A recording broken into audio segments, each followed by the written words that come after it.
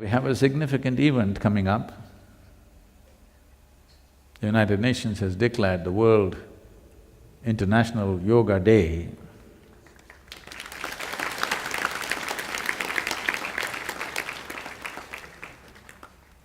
That means those of you who are living in the yoga center or associated with the yoga center means this is your day. First time in the world, you know. Since Adi Yogi, over 15,000 years ago, since then,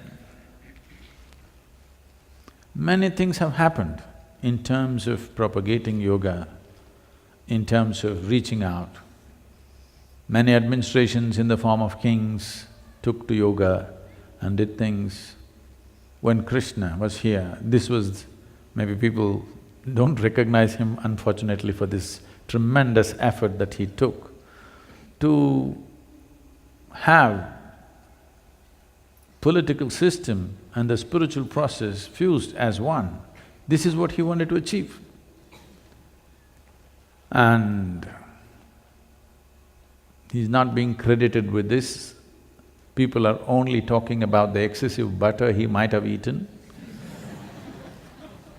and the girls and the flute and the cows and the dung and whatever. No, that is not what his life is about. His life is that he strived throughout his adult life to bring the political process and the spiritual process as one. He started over 1,000 ashrams across the northern plains of this country. Nobody acknowledges him for that. This is the body of his work, because he did not want spiritual process to be an archival process somewhere in some ashram. He wanted this to spread across the society. Above all, those who rule the nations must be spiritual in nature. This was the intention. And always mingling and handling kings and their affairs, but he himself chose never to become a king.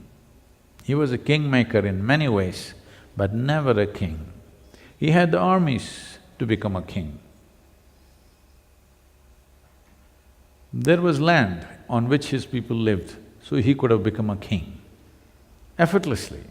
If he wanted to become the king, particularly the Pandavas would have given up their whole kingdom and said, "You be the king." There's no question about that. But he never ever became a king, only wanting to get the spiritual process and the political process together. This was the whole effort. So it's wonderful today that the United Nations has declared this and the head of a state is talking about yoga. It's a big thing.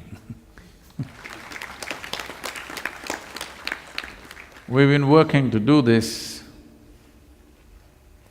particularly in the last 12 to 15 years, we have made many efforts to bring people who are the leaders of nations to have some spiritual process in their life. For the first time, the head of a major nation on the planet is talking about yoga in public, in international fora. And for the first time, 177 countries get together to pass a resolution. Never before in the history of United Nations, 177 countries have voted for anything for that matter.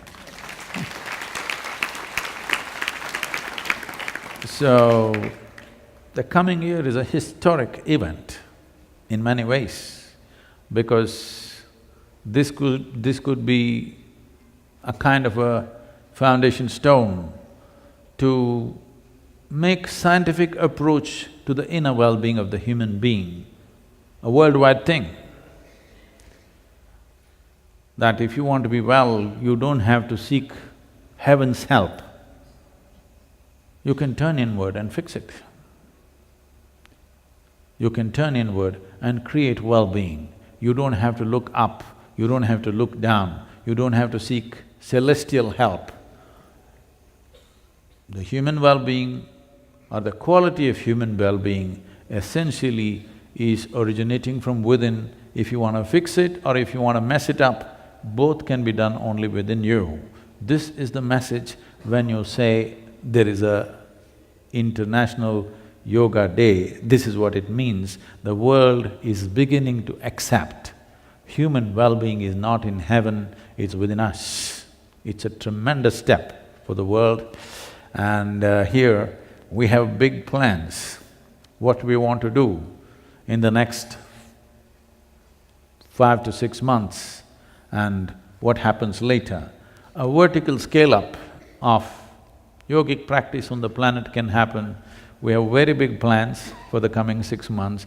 We want committed people, we want committed teams across the country and in the rest of the world who will really go by this plan to see that this shift of attempting human well-being, instead of heaven, we shift inward. This can be truly scaled up in the coming year. We have a very elaborate plan. We want many of you to become a part of this plan in a committed way, not off and on, but in a committed way. Because this is a historic event and it's wonderful that it is timed at the time or beginning of Dakshinayana, that is on June 21st is the International Yoga Day. It indicates the shifting of the relationship between the sun and the planet from north to south. When Adiyogi turned south and became Dakshinamurti to deliver this whole dimension of yoga, this knowledge or this whole sphere of understanding the mechanics of human being in relation to the mechanics of the cosmos and how one can transcend, how this can either be a tiny little creature or how this can become a cosmic being.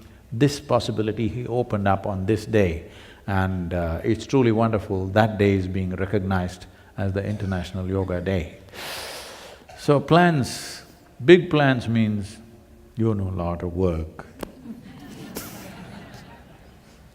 So let's not talk about work today, but it'll come. Lots of work. I was thinking, 2015 I'm going to step back and start practicing retirement a little bit.